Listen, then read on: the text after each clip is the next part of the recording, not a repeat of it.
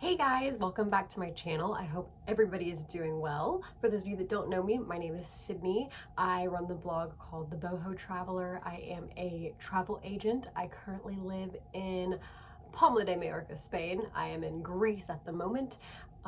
And I am trying to get to 1,000 followers on YouTube. So before we get any further, if you would make sure to like this video and click the subscribe button, it would mean the world to me if you did so. Today, I am going to be talking to you a little bit about some fun travel adventures I have had in the past. I'm going to be talking about my experience going to Rainbow Mountain in Peru. So this is a bit of a fun one, so buckle up because it did not go as expected, and I can't wait to chat to you guys more about this. All right, so I visited Peru 4 years ago now. It doesn't seem like that long, and this story still traumatizes me, so bear with me as I try and recount all this because I'm just doing all this from memory. I didn't write any notes. I'm just gonna let the trauma of this experience come back because boy, if there was ever a travel blooper, this whole day was it. But anyways, to give you a little bit of backstory about this trip, I was traveling with Katelyn, who is one of my best girlfriends. I've known her since I was 6 years old. Went to the same grade school together, same high school for most of high school. We went to rivaling colleges, rivaling universities. But we have always done, up until COVID, we've always done one big trip together a year. So, New York, Peru, Ecuador, Morocco, Italy. So we've traveled kind of all over together. So when I tell you these stories, this was, I think, our second big trip we did together. No, third, yeah, this is our third. She'd come to visit me when I was living in Italy the year before. So this is our first time, not traveling in the US or Europe. So we were going to South America. So that provided a whole new list of challenges. But there's a lot of bucket list things we wanted to do in Peru. We wanted to go to Machu Picchu was the big driving factor. Peru is very affordable to travel to get to, Peru from Florida was pretty cheap flights. So there's a whole bunch of reasons we picked Peru, but we had going just after we both graduated from university. So had literally walked off the stage and pretty much went immediately. We were there for 2 weeks and it was a blast. Machu Picchu was amazing. I loved Peruvian culture. It was a really good trip. Somewhere back in the day I made a really terrible travel video about it. You can go watch it. It's really bad. Maybe I'll eventually make a new one. But yeah, I had a great time. It was absolutely lovely. So on this trip, one of our bucket list things that we wanted to do, you've probably seen it on Instagram, we wanted to go to Rainbow Mountain. And so yeah, this is Rainbow Mountain.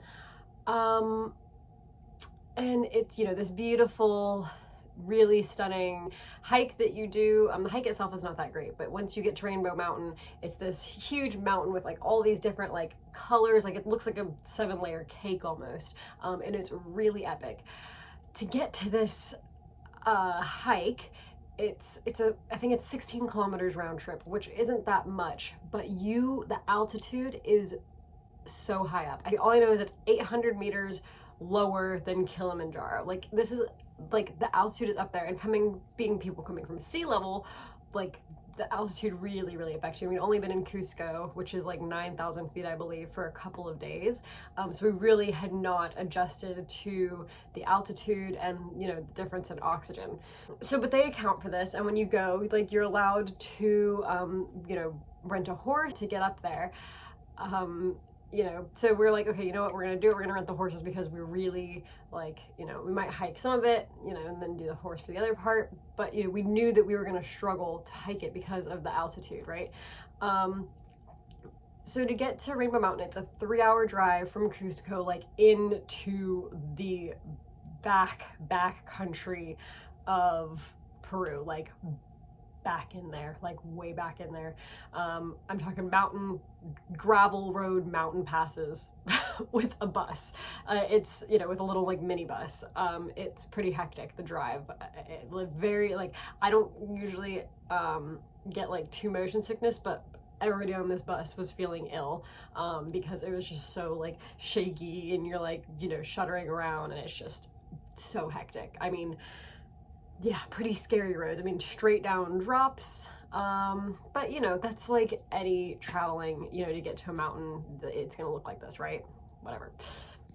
So we have to take this bus. We have to get up at like, oh my God, like 3 a.m. Because I think we're, you know, the bus leaves Cusco at 4 a.m. So you get there at 4, 5, 6, 7. So you get there at 7. So you can start the hike by 8 because they include breakfast. So yeah, so we're up at like 2:30 in the morning to get on this bus. We go, and you know, we sleep most of the way. We get to the little, you know, town right before you start the hike, and this is where we're having our breakfast. You know, it's just like bread, it's like toast and, you know, some other stuff, really simple, which is fine. You know, nobody's really, you know, super hungry at this point. We all have snacks in our bags and stuff like that. So we get there, and then we have to go to the bathroom. This bathroom is literally a horse stall with a hole in it. Like, legitimately, like, I asked to go where the bathroom was. They're like, oh, it's back there on the back side. I was like, okay, cool. So like walking back there, and I'm like, cool. They definitely mean this horse shed. So anyways, do my business. I'm like, okay, well, this is gonna, you know, you're on a hike, you expect to be, you know, kind of like camping-esque. So that just kind of like set the tone, which I was totally fine with. It just kind of caught you off guard that you went to this restaurant, but then they don't even have a toilet, let alone somewhere to wash your hands. Kind of puts that, it doesn't make you feel great inside. Let's just put it that way. So then we get on the bus to go to the trailhead. Our bus doesn't go where all of the other buses go. So our bus carries on a little bit further than all the other buses. And it's like an extra like kilometer added to the hike, the guy says. And we're like, okay, whatever. So we're in this little shandy town. It's like literally this like village made of like blue tarps. It's very strange. And that's where the hike starts. And the guy says, you know, we are leaving here, at 3. So, you know, the hike takes about 6 hours. So you start the hike at 8 or 9. You know, he's like, we're leaving here at 3. Make sure you're back here at this car park at 3. We're like, cool, 6 hours. We'll get there, get back. You know, the hike down will be easier. We're riding horses, not to worry. So we start the hike, and, you know, we're like, you know, we're interested in getting the horses. And he's like, oh, the horses are just along that, you know, along that hill crest over there. They're just along there. And so we're like, okay, right. So we go, we're hiking, we get over the hill, no horses. I'm like, huh, interesting. You said there was gonna be horses. The guy's like, oh, well, maybe over the next one. Another guy comes up, tells us that there's not going to be any horses today because they are all on strike because it's Mother's Day. We're like, what? How do the horses even know it's Mother's Day? Like, I don't know. And then another guy came up and told us that the horses were on strike because they were mating. Yeah. So anyways, regardless of all of this, there was no horses to be had. So we're like, okay, great. Guess we are hiking this then. We're already, you know, 45 minutes into the hike. We're like, well, might as well just keep on going. You know, we're, you know, essentially a third of the way there. Not quite. But you know, that's at least what our minds were telling us. We're like, hey, you know what? We'll just power through. We'll go. There's tons of people doing this hike. We finally met up with all the other bus people, on that different, you know, on the different tour groups and stuff. So we're like, great. We'll just keep going. And we had with us 2 friends we had made along the way. One Canadian guy and then one Israeli guy. And, you know, they were, you know, the Canadian guy is like hiker extraordinaire. He was off and oot. He was like, whatever, I'm running this hike. We're like, okay, you have fun. So it's me and Katelyn and the Israeli dude just like, oh, we're gonna die. All right, so doing the hike. Eventually Katelyn's like, she knows this, so she's not gonna be offended by me saying this. Katelyn is a very slow hiker, a very slow walker.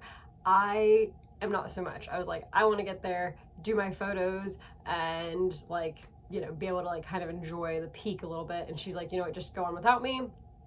we had made some more friends. She's like, I'll be fine, like I'll meet you up there. I was like, okay, cool, because she was getting irritated with me, getting irritated with her for waiting on her. We're just like, whatever. I mean, we've been with each other for 2 weeks at this point. She's like, just go on ahead, I'll see you up there. It's like, okay, cool. So did that, went on ahead. I mean, this hike is hard. Like by the end of the hike, like I'm literally like, you can barely put like one foot in front of the other because the altitude is so much. Like it is intense. Like I cannot stress enough how intense the altitude is. And I don't typically get any altitude sickness too much or anything. You know, like I go skiing in Colorado and I usually don't have to like spend too much time to adapt to, like I'm, you know, short of breath and stuff like that, but I never am like, you know, really struggling to breathe. But I was like struggling to breathe, struggling to walk because, you know, the oxygen just not flowing. You know, I said you know, this mountain is only, it's 800 meters less than Kilimanjaro. So to do the hike to the peak of Kilimanjaro, you have to do like, it's a 6-day process. Like you have to spend, you know, 2 days acclimatizing at the base, 2 days acclimatizing at the middle, and then you spend 2 days like at the peak, like acclimatizing, you know, and doing that whole part of the trek. So you're spending like 6 days to get to this altitude, whereas these people spent us in 6 hours. So if that kind of puts things in perspective as to how like hectic the altitude was, I hope that helps. Anyways, so I finally get to the top, and I'm literally like crying because it really is as beautiful as the pictures make it out to be. Quite spectacular, really, really stunning. I mean, I'll put pictures up and videos because words just can't do it justice. But as I'm up there, Katelyn still hasn't made it to the top. As I'm up there, the weather just changes instantly. You can almost just in a split second see like the thunderhead starting to roll in, and the wind picks up, and then it starts hailing. I'm wearing this big scarf, like sweating on the way up. I'm now freezing, super windy. There's hail in my scarf. Absolutely mental. Hezi, the Israeli guy that I was with, we were like, okay, we need to go. So we start to leave. Katelyn's on her way up. Rainbow Mountain is like almost now completely covered in snow and hail. We're like, what is happening? And so then the tour guides all come up. They're like, it's getting too windy. Everybody needs to leave the mountain. It's time to go. Like, you gotta go now. We're like, oh shit. Okay. So we're, everybody's hustling to go back. And we were some of the last people to leave, because we were waiting on Katelyn because she was one of the last people to get up there. So we were waiting on her. And then we were going back down. And on the way back down, these other Israeli kids that we had met got super sick. And the one guy, literally, we had to like carry him down the mountain because he was so sick from the altitude. Very ill, like was like passing out, like fainting, like eyes rolling back in his head. We were like, oh shit, like it was really terrifying. So at some point, I get split up from Katelyn, and I'm not really sure how. She was with Trevor, our Canadian friend, and we were worried about getting the Israeli kids back. So we were like, we're gonna go on ahead because like this kid needed to get back because he was not in a good state. So I was helping them get him there, and it's when the altitude goes down, this hail has now turned into rain. So it's now super muddy. It's raining, crazy lightning. We're just out here in this exposed tundra, literally, because it's all like sandy. It's not a forest hike. It is a sandy, muddy, dry landscape. Yeah, and so now it's like thundering and hailing and raining and all of this gross stuff, and somehow everybody is gone. We're going back to our original meeting point, and the other tour buses have all like left, so we have to keep following on this trail. There's nobody on it. We're like, this is the only way to go, so we had to go that way. And we get to the meeting point. There's this little hut that like everybody that was on our bus is in this little tiny hut, like trying to hide from the inclement weather because our tour bus isn't there, just not there. It's like you know, 1:45, and that's when they expected people to start showing back up. You know, they expect people back around 1:30 to 2, you know, but they say they'll wait until 3 for everybody to get back in case the, you know, hiking lasts longer. But our bus is nowhere to be found. So we're like going around asking all the villagers. We're like, dude, do you know where the buses are? Of course, nobody speaks English because you're in the middle of nowhere, Peru. So I'm trying to speak Italian, Spanish to these people. Hezzy's trying to speak Arabic and Hebrew to these people so that maybe some sort of language can come across, because they're all kind of similar, you know, languages, man. So, but everybody's like, I don't know, like the other buses are all over there. End up getting in this guy's truck just to stay warm because it is so cold. The temperature is now dropped to like -3 Celsius or something. It was intensely cold because of the coverage when you're in the mountains, and it's not summer in Peru at this point. It's like late spring, early fall. I don't know. It was about to be their winter. So yeah, so late fall, I guess. Right? Opposite of what us. Yeah, so late fall. And it's cold, like, you know, we're wet and we're cold, and everybody's just like standing in this hut wondering what is going on. Katelyn still hasn't shown up. I'm like freaking out at this point. I'm like, oh my god, she's dead on the mountain somewhere. Finally our bus shows up. Katelyn's not on it. I'm like, my friend is not here, and they're like, she's probably at the restaurant. I'm like, if she's not, we're going back out there and getting her. Like, I thought I was about to have to like call in search and rescue team to find this girl. Anyway, so we get to the restaurant. The Israeli kid who is still sick is now getting oxygen pumped into him after 2 hours of waiting in this rain and cold. You know, that's how long it took for our bus to show up, right? Like, absolutely mental. So we get to the restaurant. They give us this like weird mystery egg soup, but we're all so cold we just eat the soup anyways because it's that cold out. We're just like shivering. So Katelyn's there, thank goodness, like, hooray. I literally read it, I was like, oh my god, I found you. I was so sad that I had like lost her for good. But she wasn't lost for good. She was at the restaurant. She was with Trevor, the Canadian guy. I was like, thank god. I was like, I didn't want to have to call your mom. So everybody's fine, everybody's there. Use the horse toilet again. Get on the bus. We're like, thank god this is over. Like, so tired. Finally heading back home. Like, Katelyn's like, I didn't even really get to see Rainbow Mountain because it was completely covered in snow. I was like, I don't know that this was necessarily worth it. All of that, like, trauma, really horrendous. Like, that hike back down, like, oh my god, so bad. I just can't believe that the tour guides were so late and that it was so cold and we were just in this hut.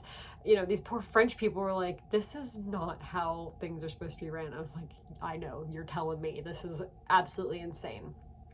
So we get on the bus and we're maybe like an hour into going back. It's dark. Only one of the headlights on the bus is working, and we're on these mountain passes. One headlight. Like, this probably isn't a good idea. And we have to pull over and stop because the bus has caught on fire. Yeah, the headlight that was out, the bus is now on fire because of it in the headlight. So we all have to get off the bus. They put the fire out. They put something with a plastic bag in there to like keep it from catching on fire again. We're like, that doesn't seem very good. Anyways, we all get back on the bus because there's no other option. And we keep going. The bus catches on fire a second time. I can't make this up, you guys. I'm as baffled probably as you are. So my friend Trevor is like, basically like, fuck this. Goes outside, MacGyvers this headlight so that it's starting to work. At some point we picked up some other Peruvian lady and her goat. So there's now a goat on the bus. And these 3 Spanish chicks were pretty much just like, yeah, we're done with this. Got off of the bus, went to the pickup truck that was behind us, which was the pickup truck we had been sitting in to stay out of the cold weather. Went and talked to this guy and we're like, can you give us a ride back to Cusco because we are done with this? And the guy was like, sure. So they got in the bed of his truck and went to Cusco on their own with this random stranger. We were like, oh my God, what is happening? So Trevor fixes the bus. Hooray. Thank you, Trevor.